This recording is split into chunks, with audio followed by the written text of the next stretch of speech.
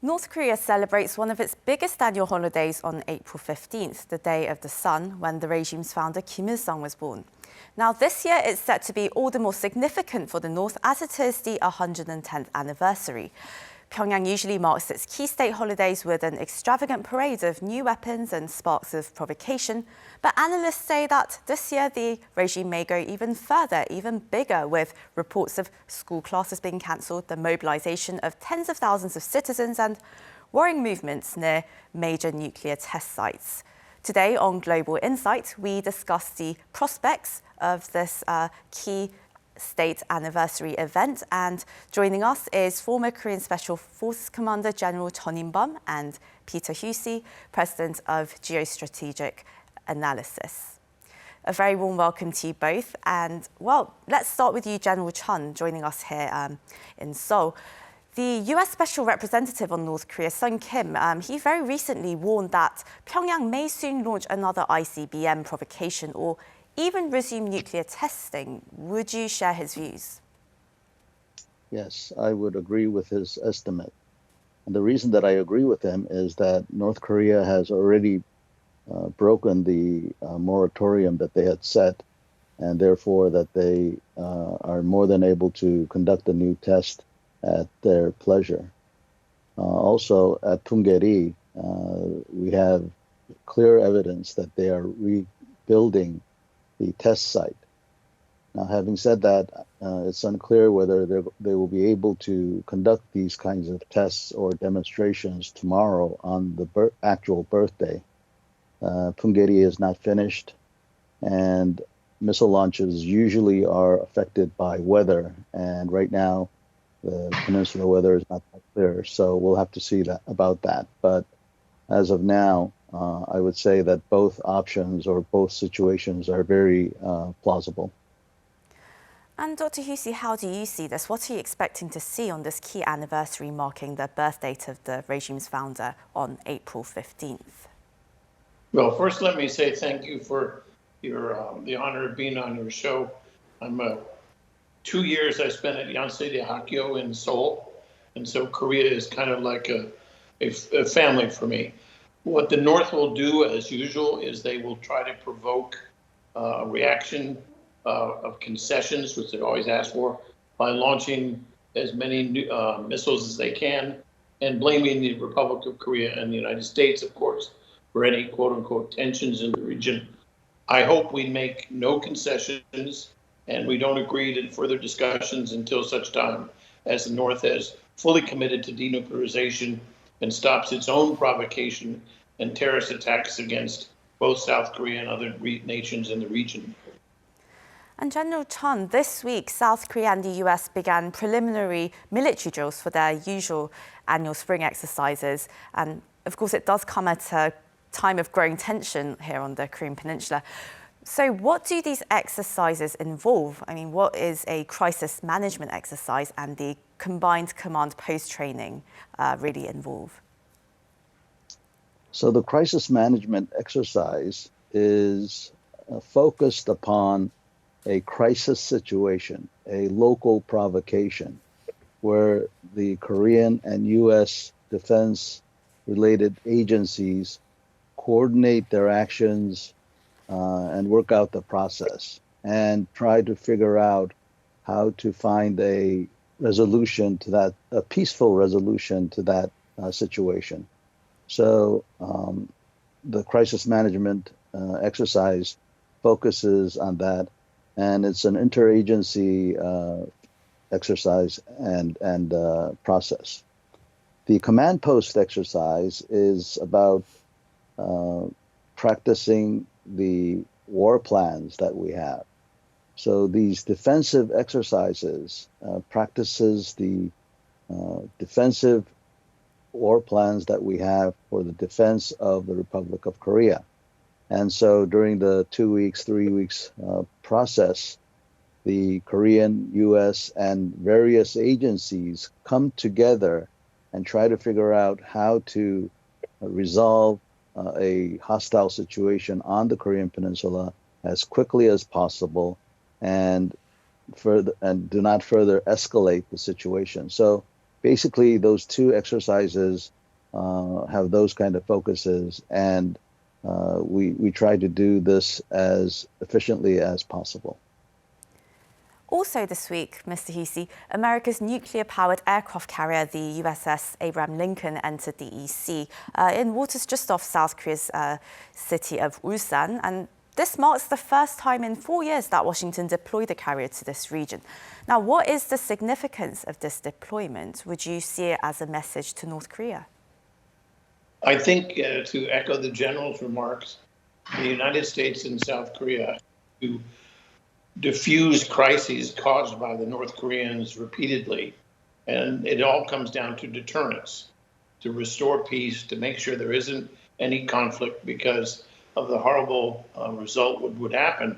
So this is basically an exercise to tell the North and our regional friends, we have your back, we're going to deter North Korea, and we tell North Korea, don't engage in any hostilities or conflict or use military force.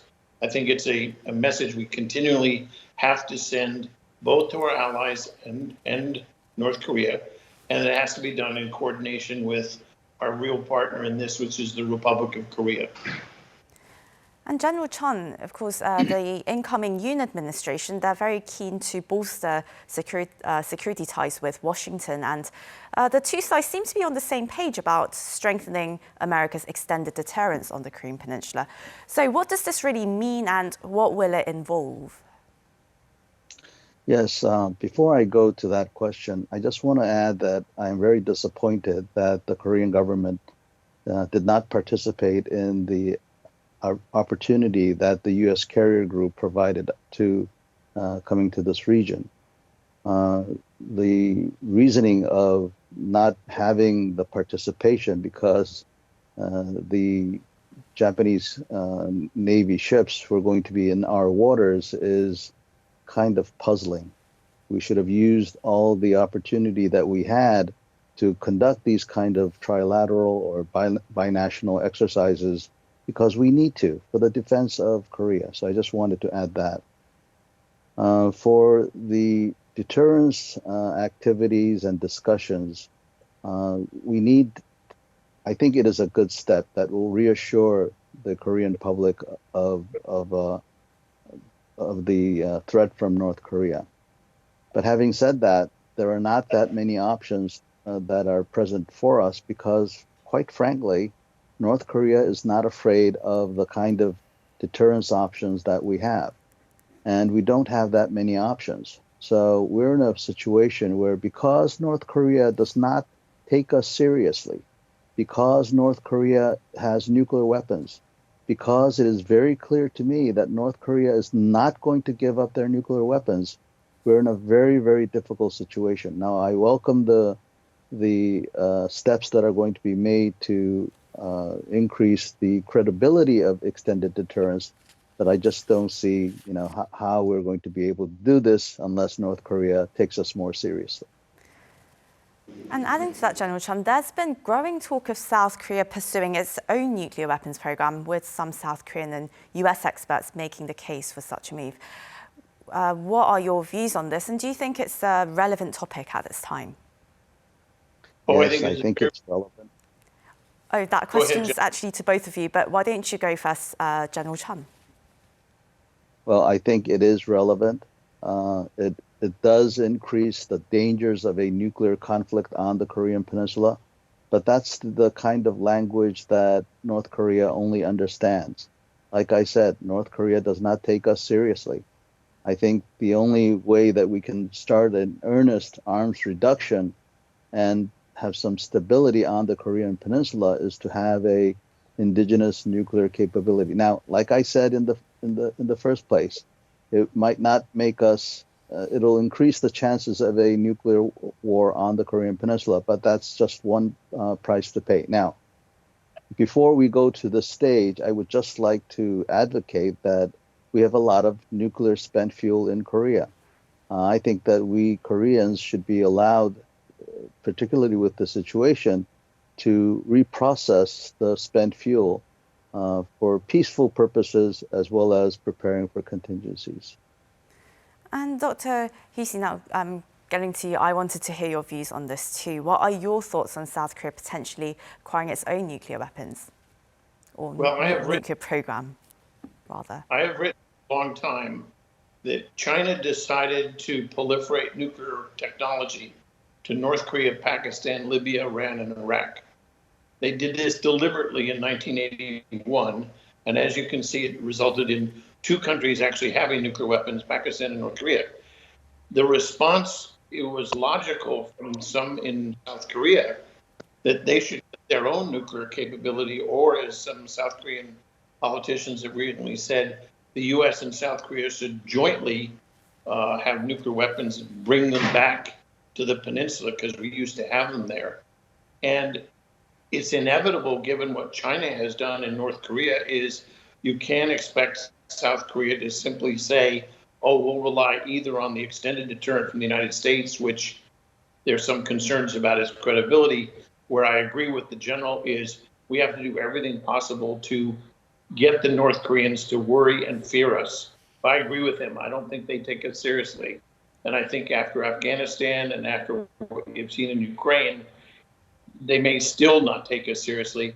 And I think that's the number one challenge we have is an alliance, which is not just South Korea and the United States, it's Japan. Remember, when Japan said to China they would come to the defense of Taiwan, what did China say? China said, we will use nuclear weapons against Japan until they surrender again, as they did in World War II. So that tells you how serious China takes their aggressive designs over Taiwan.